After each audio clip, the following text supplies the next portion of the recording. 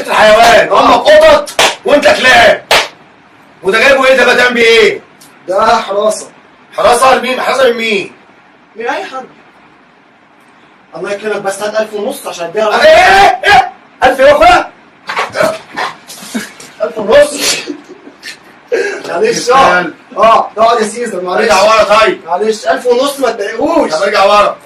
1000 ونص ما تضيعوش وقته ده. طب ارجع ورا يا محمد. والله اهو. ارجع ورا انا واقف عشان تعالى يا الناس. سيزر، تعالى يا سيزو، تعالى يا حبيبي يا هوبا، تعالى. 1000 ونص.